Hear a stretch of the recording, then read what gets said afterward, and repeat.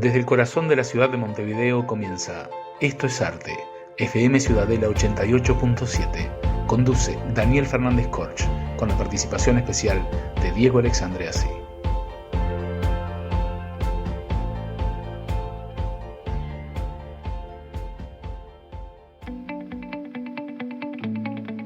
Estamos al aire en Radio Ciudadela 88.7 FM de tu buscador digital y nos encontramos en Esto es Arte, la frecuencia cultural que estabas esperando.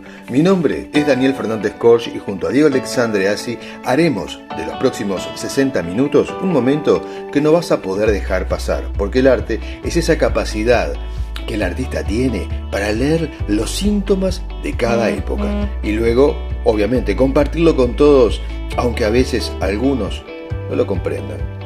Como siempre nos acompaña María García Marechal, Beatriz Marenco y Gladys Ledesma, cuyos aportes culturales son esperados por todos.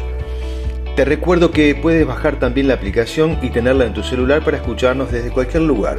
Para esto debes ingresar a la página web www.fmciudadela.com.uy o también puedes dejarnos un mensaje por WhatsApp al 092-337-877.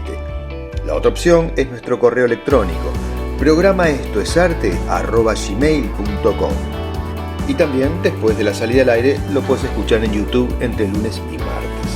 Esto es Arte apoya a la Asociación Uruguaya de Escritores AUDE, difundiendo así todas las actividades, tanto las presenciales como las que se puedan realizar por Zoom, contribuyendo de esta manera a la difusión de las conferencias, homenajes y publicaciones de todos sus socios. El correo de la asociación es el siguiente, anoten bien, asociacionuruguayaescritores@gmail.com. Y nuestra sede es en el Ateneo de Montevideo, donde nos puedes encontrar todos los jueves de cada semana. Vamos ahora a la agenda cultural de la Asociación Uruguaya de Escritores. Les comento que el jueves pasado se presentó, como ya habíamos anunciado, en el Ateneo de Montevideo la película La Última Fase del director uruguayo Gabriel Díaz, una película muy diferente a todo lo que nosotros conocemos como cine uruguayo, muy arriesgada, una película de ciencia ficción, con mucho suspenso, muy buena actuación, filmada prácticamente por entero en Buenos Aires, con actores argentinos, actores uruguayos, una película realmente excelente que define muchas cosas sobre este tema tan particular y que próximamente va a estar nuevamente en otras plataformas digitales, así que no se olviden, La Última Fase la pueden ampliar y ver dónde está para poderla disfrutar. También tuvimos en el Ateneo la gala de canciones napolitanas que realizó la agrupación Lírica Montevideo, una propuesta musical que está presente todos los meses. Ahora también les digo que continúa el ciclo de presentaciones de las escritoras Marta Estigarribia con Amores Dispares, María Senatore con María de Palabras y Paula Enoder con su nuevo trabajo Melodía Singular. Las tres escritoras y socias de AUDE están, como les dije recién, presentando por distintos lugares sus nuevos libros. Por otra parte, el escritor Carlos Masulo también va a presentar en el Ateneo una conferencia sobre el poeta cubano José Ángel Buesa, que seguramente va a estar increíble, así que luego les estaré comentando. No me quiero olvidar también del ciclo que permanentemente realiza la escritora y psicóloga Maritza Barreto, que se llama Encuentros por la Paz, que lo publicita PEN Chile. En esta oportunidad va a presentar un tema sobre las adicciones de la doctora y la escritora Beatriz Rojas, también socia de AUDE. Para ingresar a esta conferencia, que es vía Zoom, hay que entrar por comiteporlapaz@gmail.com y así pueden anotarse y disfrutar de una excelente exposición de la doctora Beatriz Rojas. Continuamos en Esto es Arte, aquí en FM Ciudadela 88.7. Después de haber conocido las actividades que los socios de AUDE van a realizar, ingresamos ahora a Autores en Ciudadela, donde la profesora y escritora María García Marichal, autora del libro Alter Ego, un libro que está en todas las librerías del país. Bien, esta semana María García Marichal nos va a contar todo lo que tenemos que conocer sobre un escritor japonés que ha incursionado notablemente en el realismo mágico. Se trata de Haruki Murakami. Con ustedes, María García Marichal.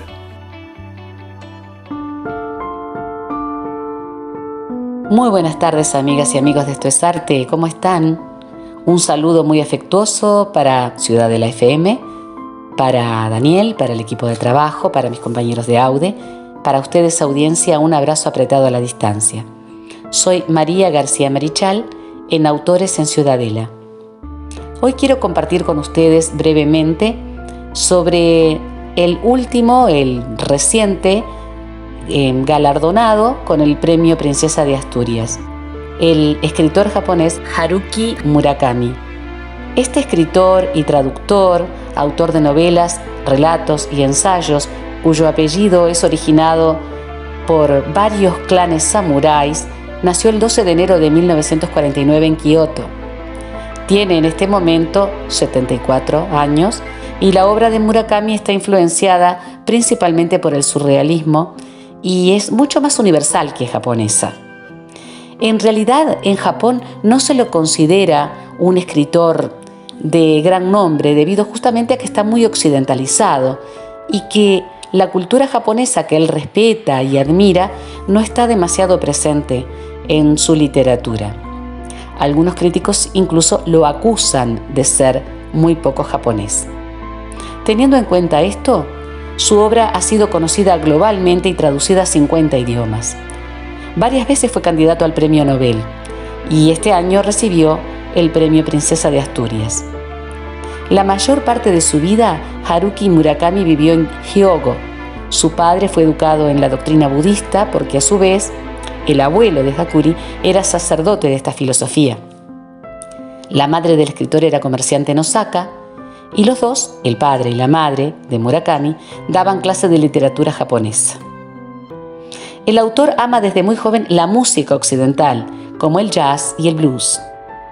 Incluso muchas veces faltaba clases en la universidad para ir a los bares donde algunas bandas presentaban ese estilo musical. Además, leyó desde muy jovencito obras de autores occidentales. En esa época, ya cuando tuvo edad para trabajar, trabajaba en una disquería justamente, lo que determinó que pudiera sumergirse en todo lo que era la música de Europa, de los Estados Unidos, de Latinoamérica. Estudió literatura y teatro griegos en la Universidad de Waseda, Soudai. Allí conoció a Yoko, su esposa. No tienen hijos por opción porque, según ellos, este mundo y el mundo en el que vivirán sus hijos va a ser mucho peor que la época de la Segunda Guerra Mundial. Juntos, ellos abrieron un bar que se llama Peter Cat en Kokubunji, Tokio, y lo dirigieron desde 1971 hasta 1981. Allí, por ejemplo, actuaban bandas de jazz, por eso se les llamaba Jazz Bar. La novela Norwegian Wood fue un éxito total. Después de publicarla, vivió en Europa y Estados Unidos. En 1995, después del terremoto de Kobe y del ataque terrorista con gas sarín en el aeropuerto de Narita, Haruki Murakami regresó a Japón para estar con su familia y con su pueblo. Allí escribió sobre estos dos hechos espantosos, el terremoto y el atentado. Toda su obra está atravesada, y hasta en los títulos se puede ver, por la música. Eso se refleja en la temática, en los títulos, en la narración. Muchos la consideran literatura pop. Hay mucho humor, hay un balance entre la realidad y el mundo de los sueños, el mundo onírico, y también entre el dolor y el gozo. Es muy admirado Haruki Murakami por todo lo que ha escrito hasta ahora, por los jóvenes que aman la música, por la juventud japonesa y quienes tienen además al surrealismo como forma estética y como forma creativa. Además es un deportista. Empezó a correr cuando tenía 33 años y ha participado en maratones, triatlones y hasta en una ultramaratón de 100 kilómetros por la isla de Hokkaido, que es la isla más grande de Japón. tiene un libro titulado ¿De qué hablo cuando hablo de correr?, que es de 2008. Entre sus obras podemos destacar en la narrativa Escucha la canción del viento, de la que les voy a leer el primer fragmento, el inicio, Kafka en la orilla, After Dark, Tokyo Blues, Dance, Dance, Dance, muy conocida y muy reconocida en el mundo occidental y también por la juventud japonesa. Después del terremoto, Sauce ciego, Mujer dormida, que es un libro de 24 relatos, y After Dark. Es además un ensayista sobresaliente. Entre otros, los ensayos que puedo destacar son Underground, Retrato en Jazz, ¿De qué hablo cuando hablo de correr?, y ¿De qué hablo cuando hablo de escribir? Voy a leer ahora del libro Escucha la canción del viento y Pinball, que es un compendio y que es del año 1973. Voy a leerles el fragmento, esta historia, Escucha la canción del viento. La escritura perfecta no existe, de la misma forma que tampoco existe la desesperación absoluta. Esto me lo dijo un escritor al que conocí por casualidad cuando yo era estudiante universitario. Solo mucho tiempo después logré comprender el auténtico significado de aquellas palabras, o al menos supe interpretarlas de modo que me proporcionaran algún consuelo.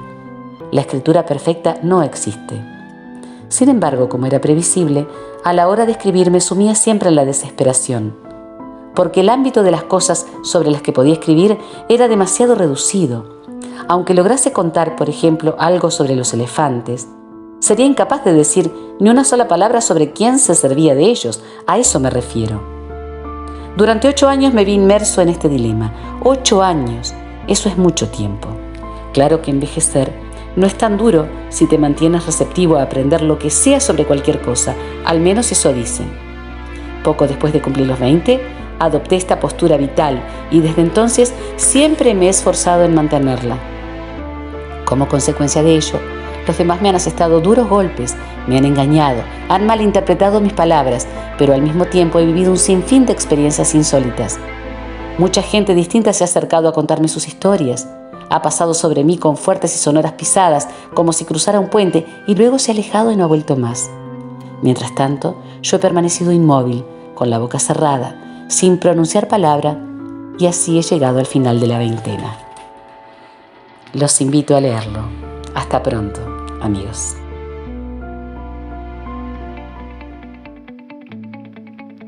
Continuamos ahora en Esto es Arte con el próximo segmento, que es Crónicas del Camino, donde Beatriz Marenco nos acerca historias sobre la vida de muchos uruguayos comprometidos con la cultura y muchas veces comprometidos con el grupo social al que pertenecieron, y donde Beatriz Marenco nos rescata esas historias de vida porque nos inspiran a todos y las trae como un ejemplo para que podamos disfrutarlas, conectar y reflexionar con esta investigación que Beatriz Marenco realiza cada semana para Crónicas del Camino.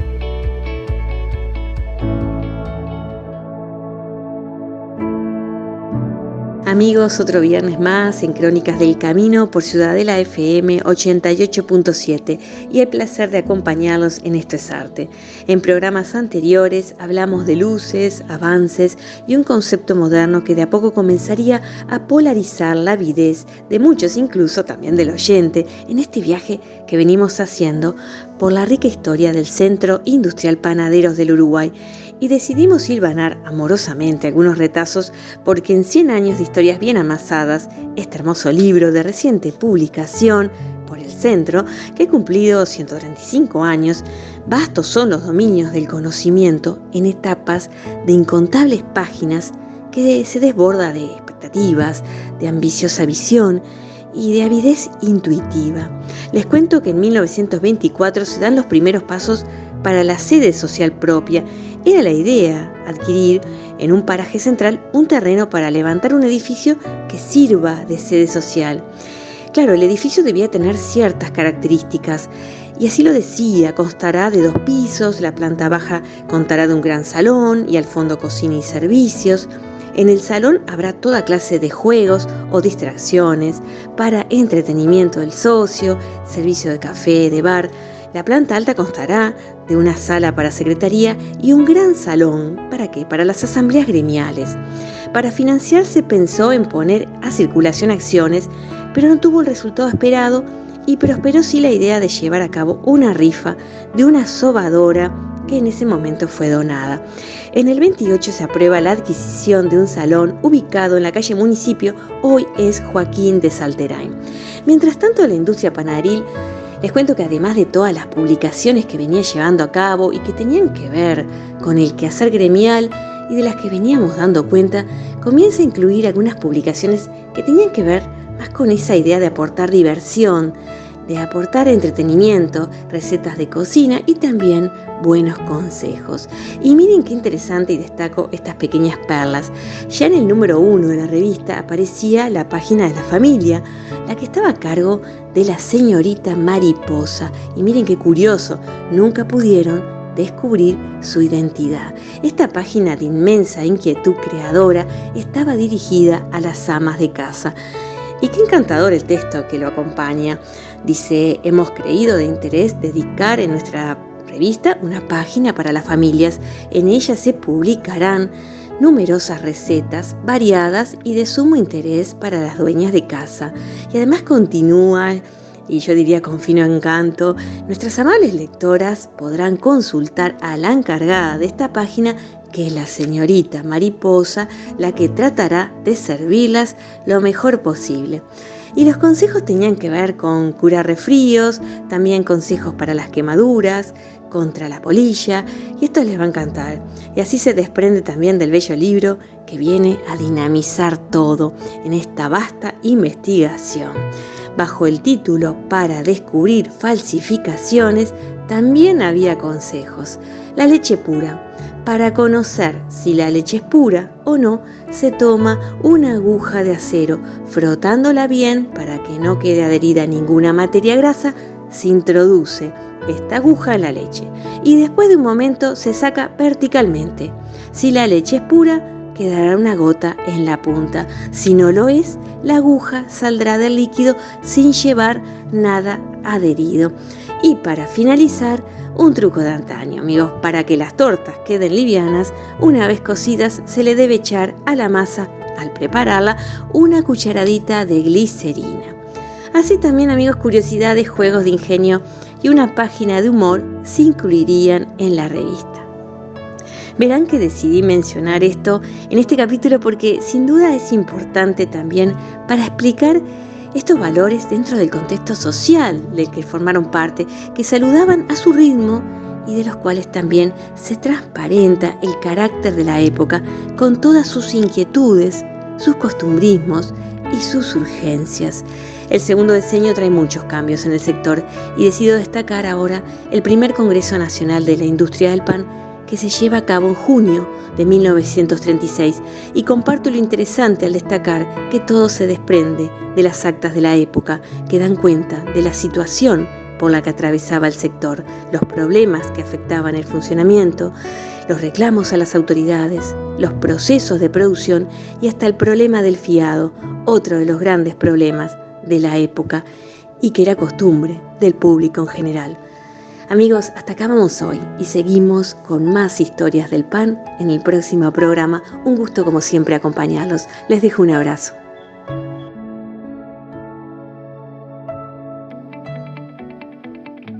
Siguiendo la misma línea de reflexión que traemos desde Crónicas del Camino, ingresamos inmediatamente con Gladys Ledesma a Ecos del Universo para despertar y sentir una realidad distinta desde un punto de vista filosófico.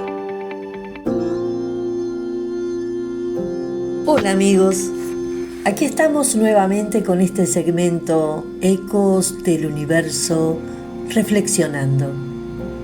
En los dos últimos segmentos nos referimos a la libertad, diciendo que ella es muy compleja, que tiene muy variadas facetas, y pusimos énfasis en la libertad interior, refiriéndonos a la necesidad del coraje para efectivizarla.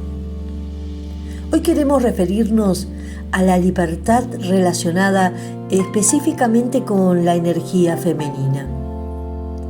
Y traemos una frase de la escritora inglesa Virginia Woolf, quien ya a comienzos del siglo XX, en un mundo literario dominado por voces masculinas, fue capaz de levantar su voz a través de la escritura e imponerse. Entre las frases que nos deja, destacamos aquella que dice: no hay barrera, cerradura ni cerrojo que pueda imponer a la libertad de mi mente. Ella afirmaba que era necesario tener una habitación propia, nombre con el cual tituló una de sus novelas. Y esta habitación propia tiene un sentido real y a su vez metafórica, porque ella defendía que la verdadera libertad no se halla en el afuera, sino en el propio ser. Y refiriéndose concretamente a la mujer, resalta la importancia de la fuente de libertad que existe en su mente, en su interioridad. Nos presenta esa realidad mágica que solo se encuentra de puertas adentro. En ese adentro es que se puede cultivar las potencialidades existentes en todo ser humano, a través del cultivo del intelecto, del dominio y desarrollo de la mente. ¿Ello implica esfuerzo? Sí, el esfuerzo placentero del enriquecimiento intelectual y conocimiento de sí mismo. Y en el caso concreto de la mujer, implica además el encuentro con su energía pura, profunda, propia, con la fuerza o energía femenina, que tiene capacidad creadora en un sentido muy amplio, que es fuerza vital, que unida a la capacidad intuitiva y espiritual y a su vez a un intelecto pulido, la transforma en generadora de acciones prolíferas y bellas, capaces de engaladonar todos los ámbitos exteriores donde se manifieste. Y uniéndonos, amigos, a conceptos ya brindados en otros segmentos, nos preguntamos con un tono reflexivo: ¿será que en este mundo ruidoso, mediatista, que nos hace sentir un vacío existencial que trae consecuencias nefastas desde la temprana edad, deberíamos aprender a ir hacia nuestra casa, entre comillas, hacia nuestra habitación interior, y ahí reflexionar, ahí cultivarnos, ahí conocernos y ahí contactarnos con nuestra fuente de fuerza y belleza, y ahí sentirnos ser efectivamente libres para luego recién poder actuar eficazmente en el afuera. Gracias, amigos. Hablarte, con Diego Alexandre.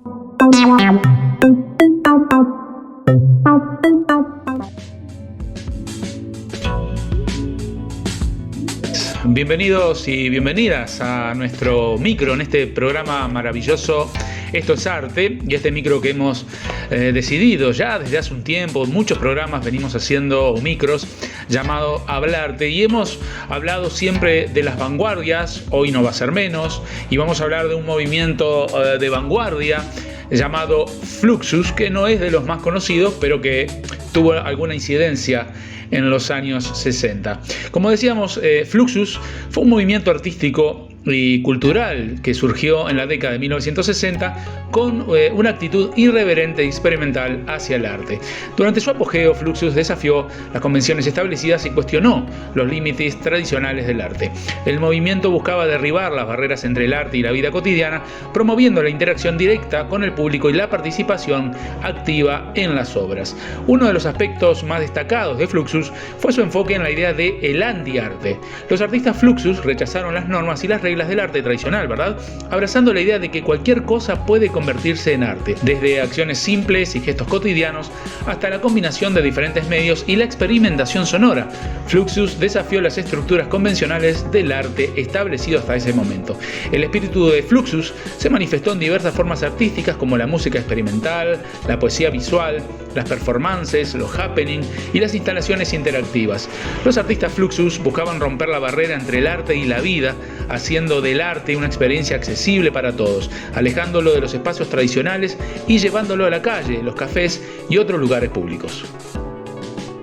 Y bueno, continuando con este movimiento apasionante que es el movimiento Fluxus, voy a nombrar algunas de las características principales del movimiento. Por ejemplo, la irreverencia artística. Fluxus desafió las convenciones establecidas del arte y rechazó las normas tradicionales. Se caracterizó por un enfoque lúdico y provocador hacia el arte. La interdisciplina.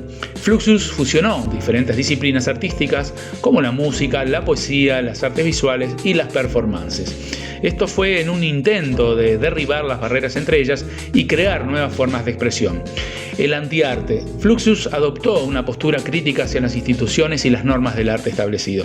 Se propuso expandir la noción del arte y desafiar las definiciones tradicionales, promoviendo la idea de que cualquier cosa puede ser considerada arte. La participación activa del espectador. El movimiento Fluxus buscó la participación directa del público en sus obras.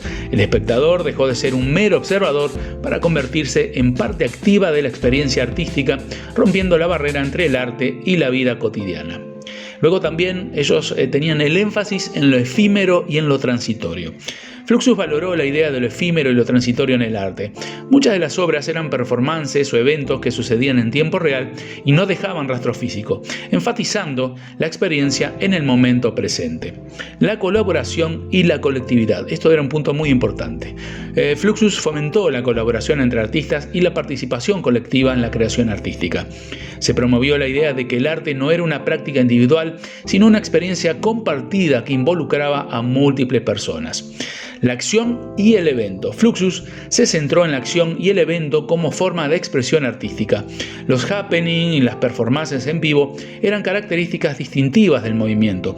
Buscaban así generar experiencias inmediatas y directas con el público.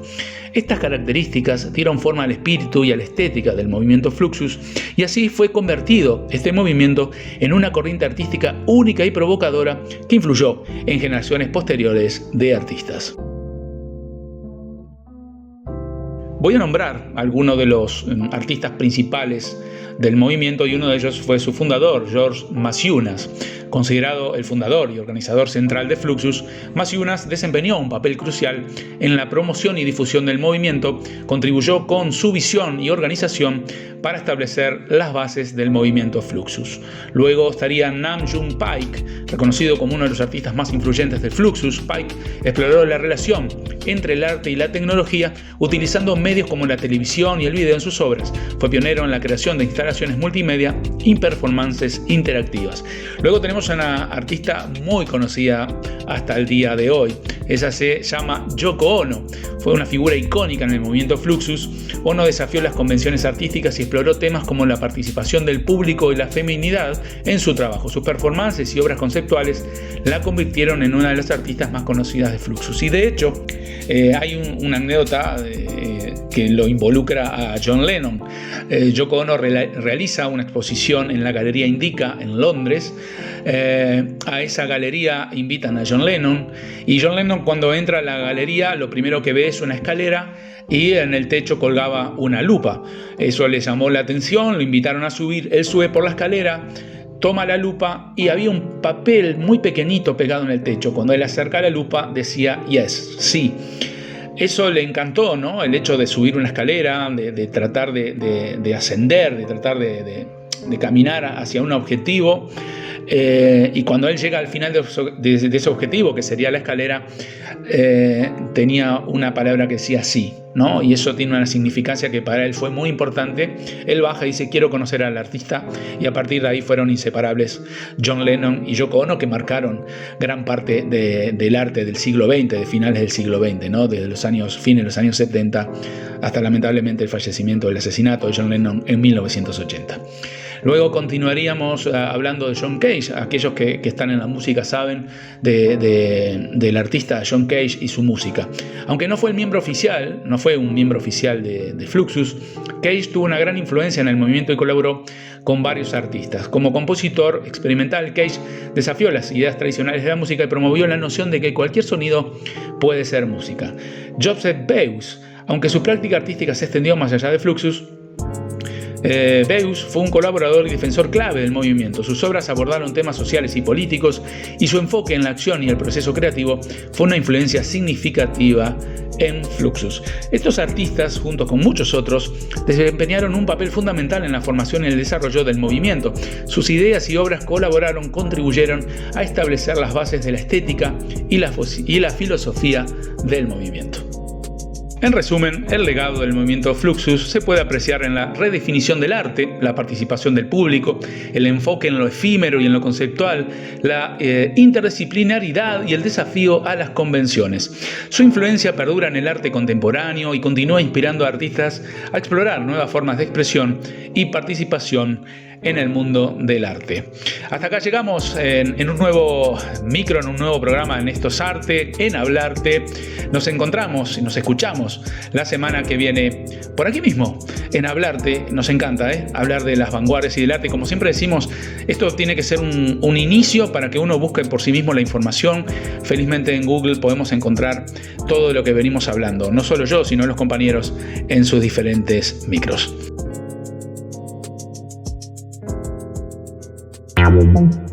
Hablarte, con Diego Alexandre.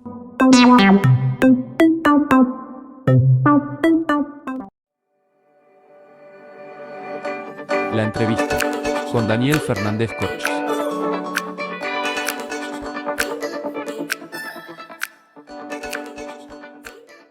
Desde el corazón de la ciudad de Montevideo recibimos en FM Ciudadela, en el programa Esto es Arte, al periodista Gustavo Rey, conductor radial de programas que marcaron, como decía recién, la radio en Uruguay, como Caras y Máscaras en Océano FM, y también está vinculado desde otro lado a la emisora, pero también en medios públicos conduce Espíritu Libre. Bienvenido, Gustavo, a Esto es Arte. Bueno, Daniel, encantado y gracias por la invitación. Espero que poder aportar algo, compartir por lo menos una conversación contigo. Bien, solo a modo de introducción, yo estaba pensando, cada momento social tiene sus propias características, ¿no? Y actualmente los jóvenes, si bien salen mucho, sobre todo creo que hubo una movida muy grande después de la pandemia, me quedé pensando si, por ejemplo, un programa como el que mencioné recién, Caras y Máscaras, que tuvo un gran impacto, ¿no? Hoy es posible volverlo a revivir. Porque, ¿dónde está el interés de la gente hoy? Claro, bueno, buenísima pregunta, pues me la he hecho varias veces en silencio incluso, ¿no? Uh-huh. ¿Por dónde iría? A veces me han pedido si podía hacer un poco de Caras y Máscaras en algún lugar y, bueno, esas cosas que viste que a veces parece que no hay nada mejor que dejar de hacer algo para que ese algo, en este caso Caras y Máscaras, fuera o tuviera cierto destaque o relevancia. Yo creo que la importancia de Caras y Máscaras es que duró 20 años. Hoy yo creo que, no sé, es difícil que algo se sostenga en el tiempo. Todavía por suerte hay varios programas que sí, que lo hacen, y emisoras también con su perfil.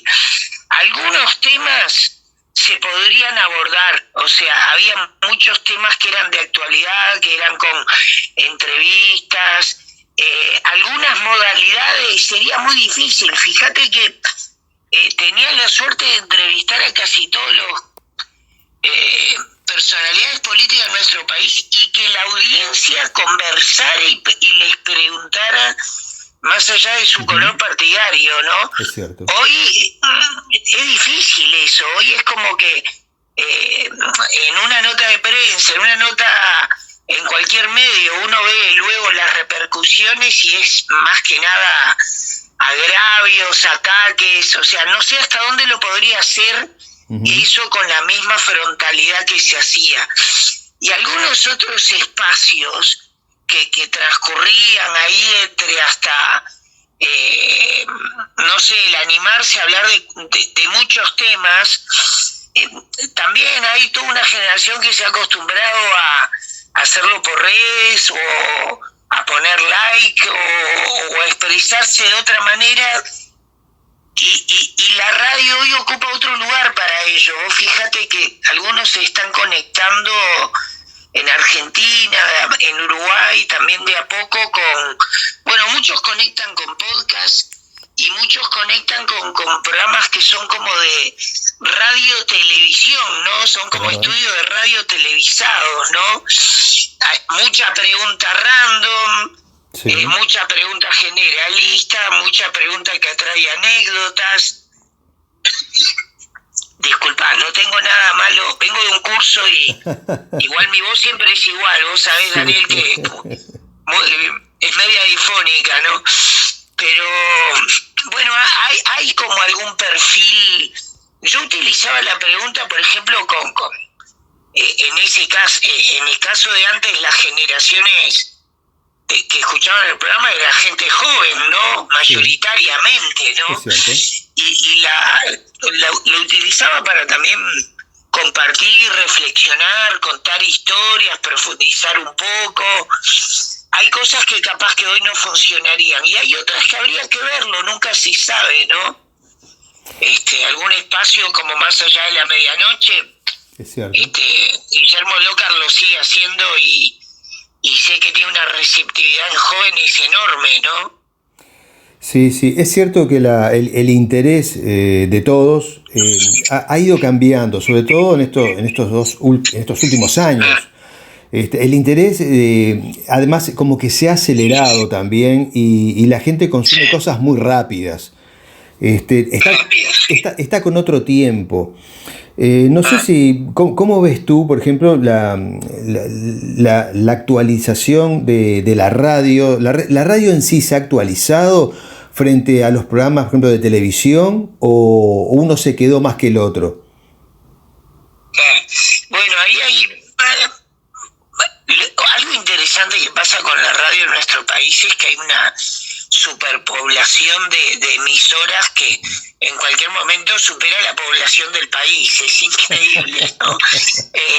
Y por un lado está bueno, porque de alguna forma es como bueno llegar, compartir, informar, hacer reflexionar. Algunas se han actualizado y otras no. Hay mucho de lo mismo en algunos sectores. Por ejemplo, observo en un ámbito que es el del periodismo deportivo, donde en algún momento se hicieron punta con algunos programas que fueron más a fondo en lo periodístico, en la creación de titulares creativos, en la búsqueda del debate. Hoy me da la impresión de que muchos es como la opinión por encima de la opinión, y la opinión sin dejar terminar de hablar a la otra persona, y llega un momento que es un modelo un poco agotado, ¿viste? Que me da la impresión de que no aporta mucho, ¿no? Y bueno, en materia, claro, da para mucho, Daniel. Este tema me apasiona y un poco como docente estoy siempre reflexionando en clases con alumnos. Los periodísticos y han cambiado. Fíjate que hoy se le llama periodísticos a muchos programas de la mañana que son más de entretenimiento que periodísticos. Y no tengo nada contra el entretenimiento, ojo, pero no es lo mismo. Es como decir, si yo voy a buscar un disco de jazz, no voy a ir a un lugar que pueda encontrar un disco de lo que te estoy hablando, de disco reggaetón, de vinilo, ¿no? Claro. Claro, exacto, de reggaetón. O si voy a una librería y están clasificados, hay una orientación. Exacto. Bueno, hay una fusión de todo. Es como, y a veces las fusiones también son válidas, ¿no? Mirá que no es que digo, un programa periodístico no puede tener humor, claro que puede tener. Puede ser distendido, claro que sí. Esto de la crisis de los géneros en los medios se viene viviendo avanzado la década de los 70, en los 80, y nosotros vamos viviendo también los coletazos en los medios, ¿no? Siendo igual Uruguay, Argentina ni que hablar también, un país donde la radio, al igual que varios puntos de Europa, sigue siendo clave. Después habrá que ver para qué público. La lectura, la radio, los medios audiovisuales son claves, porque hay más fusiones, hay más integración y, como decís, es un gran tema.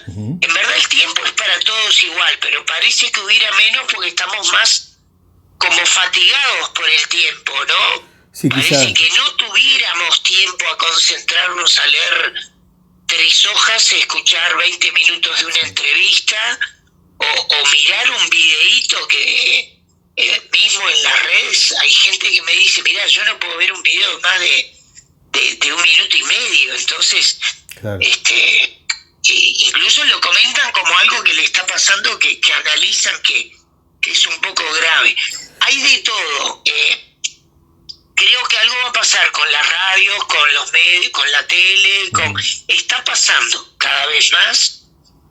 Y bueno, va a haber gente como yo soy uno de ellos, que en algún momento, si no puedo ser un hacedor, igual seré una escucha de radio y tendré que ver a través de qué medios, de qué plataformas podré seguir acompañándome por algo que me gusta mucho, porque la radio es una gran compañía, eso lo sabes muy bien, ¿no? Sí.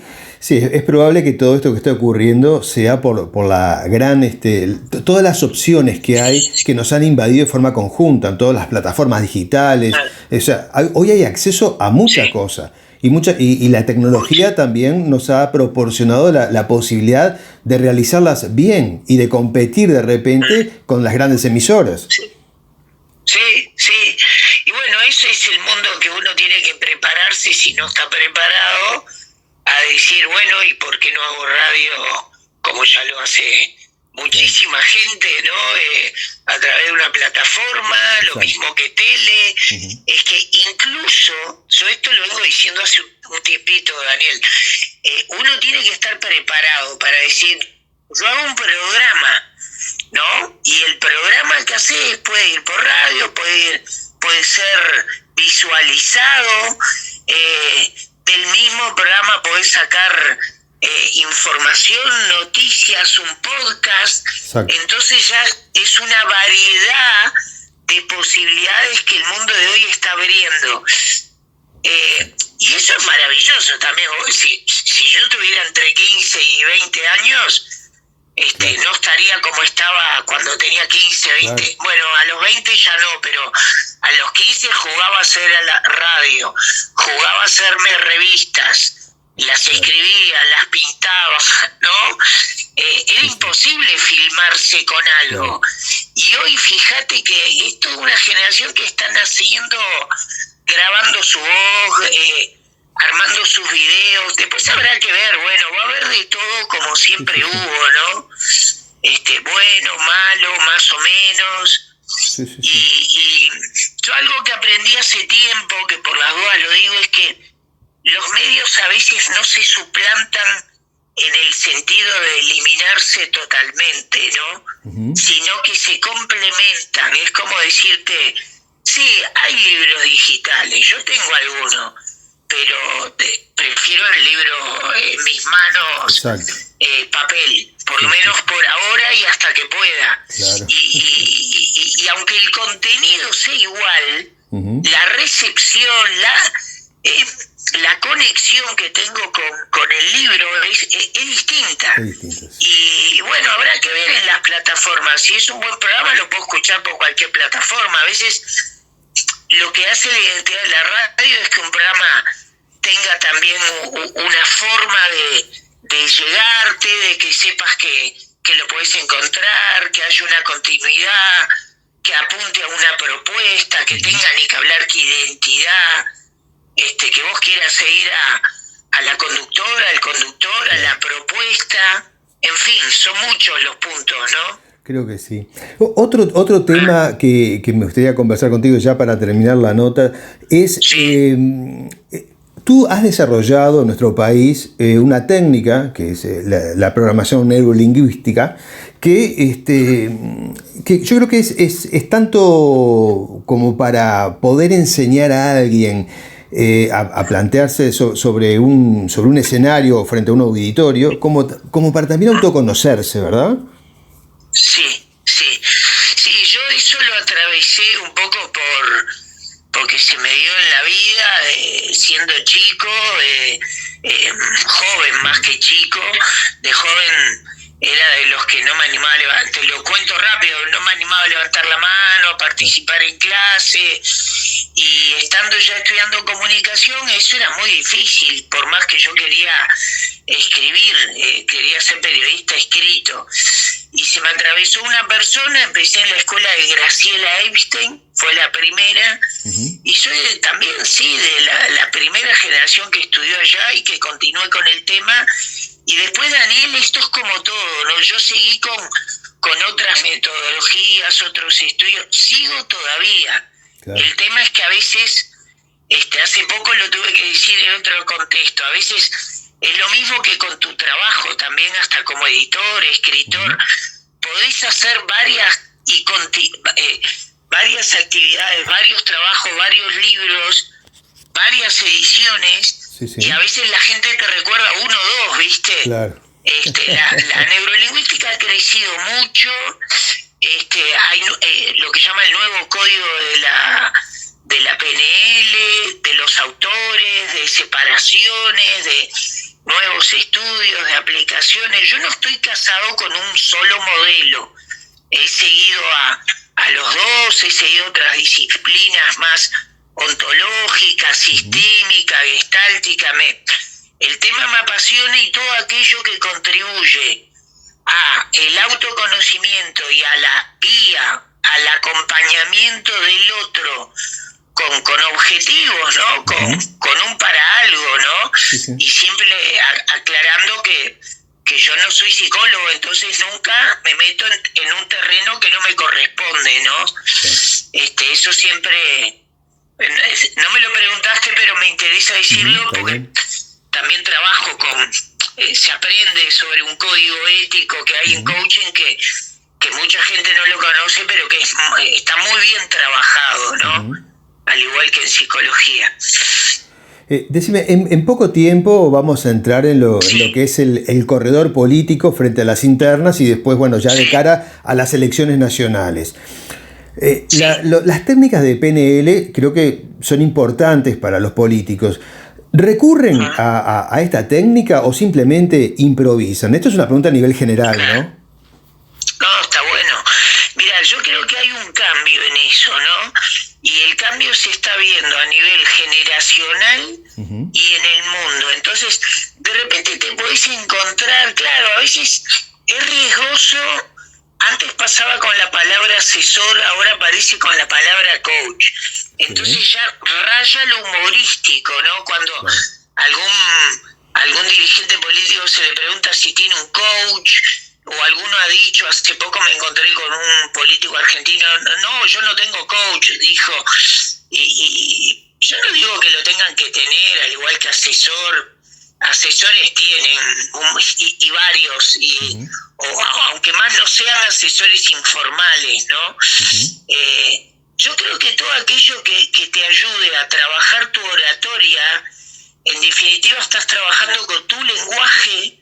Tu lenguaje generativo, es generador de realidades, de posibilidades, bien, y no para vender humo justamente, sino para llegar mejor a un auditorio, a un público, al público que vas a ir a visitar en una campaña donde hay de repente una intervención más cercana, y es diferente a la intervención en un debate, en un panel, en una entrevista, y eso se puede trabajar, entrenar, capacitar.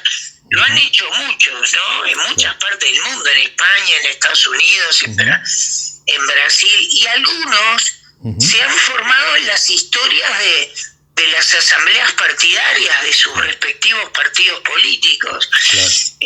Yo creo que sí, que hay siempre en cada colectividad política hay algún dirigente que se destaca por su oratoria, ¿no? Sí. Yo que soy como de la vuelta a la democracia, escuché en aquella, voy a decirlo cariñosamente, pero viejos políticos que escuchaba, tanto hombres como mujeres había menos en aquel entonces, pero llegué a escuchar algunas, eran unos discursos que decía, ¿de dónde sale esto? Sale del pienso, del corazón, del alma, y era un todo, ¿no? Era un entrenamiento que tenía, ¿no? Y había excelentes oradores. Hoy creo que hay un poco menos de riqueza en nuestra oratoria, y yo no estoy hablando de que tengamos que pulir la oratoria para que sea solamente una oratoria florida y no, estoy hablando de conectar, de llegar, de enriquecer. Con tu lenguaje podés enriquecer a los otros, ¿no? Creo que tenemos un presidente que es muy buen orador, que aparecen ministros que también, que en la oposición también hay gente que sí, que tiene facilidad de llegada, de conexión, que hay relatos, esos relatos que muchas veces con los cuales se responden preguntas, a veces es una de las mejores formas de conectar con el otro.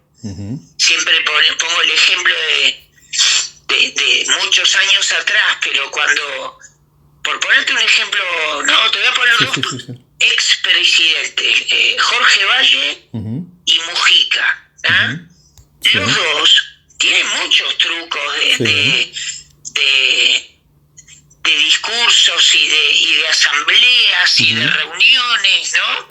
Cuando Jorge Valle no era presidente, pero o era opositor y le preguntaban por la economía, y te ponía el ejemplo de a Doña María cuando va a la feria y ya empezaba a explicar la inflación, estaba haciendo un relato conducente que llegaba a un punto para explicar algo tan delicado como puede ser la inflación o términos económicos a un público masivo, ¿no?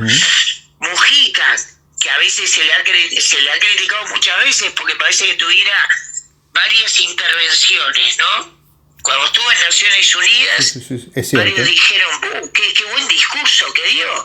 Y de repente lo agarrabas acá, obvio que almorzando en el bar La Vía y no te articulaba bien. Y bueno, él sabe sus juegos, ¿no? Claro. Y te maneja sus pausas, y te maneja sus relatos y te puede manejar la entrevista, ¿no?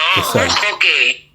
Y los dos se equivocaron también. Acordate que los dos off the record, es muy difícil estar frente a cámaras todo el tiempo, ¿no? Es difícil. Hubo 2 episodios off the record que tuvieron tanto Valle como Mujica que se han estudiado bastante, ¿no? Que han trascendido la frontera también y que dicen, bueno, si estos 2 expresidentes se equivocan, que pueden dejar para uno nuevo, ¿no? Claro.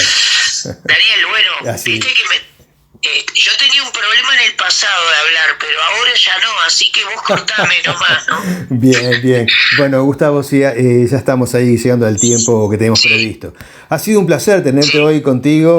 Muchas gracias a ti, Daniel. Y lo hemos disfrutado. Te agradezco el llamado y valoro mucho tu trabajo, que bueno, mucha gente también lo conoce también como editor, ¿no? Lo que haces por el libro y por la cultura, así que te agradezco la nota. Bueno, muchas gracias, Gustavo. Seguramente vayamos a hablar también más adelante.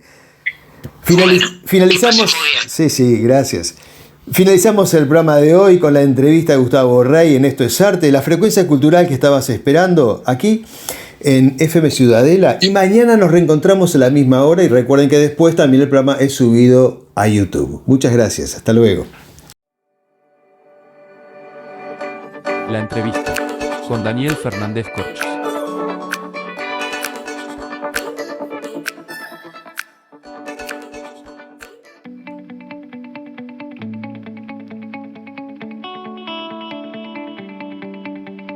Hemos llegado al final del programa de hoy y siempre con la misma sensación de que esperemos que lo hayan disfrutado como lo hemos hecho nosotros, porque al igual que ustedes entendemos que la creación nos ayuda a comprender de otra manera la historia y la evolución del ser humano. Agradecemos a todos los artistas que hoy nos han acompañado brindándonos su tiempo, su arte, su conocimiento y su cariño. Desde la ciudad de Montevideo le decimos abur, chao, adiós, hasta pronto. Nos reencontramos la próxima semana en una nueva entrega de Esto es Arte, la frecuencia cultural que estabas esperando. Mi nombre es Daniel Fernández Corch y junto a Diego Alexandre Assi, María García Marichal, Beatriz Marenco, Gladys Ledesma y también Esther Ferreira les deseamos que tengan un muy buen fin de semana y recuerden que mañana sábado el programa vuelve a salir al aire a las 18 horas y que luego se sube a YouTube. Adiós, que estén bien.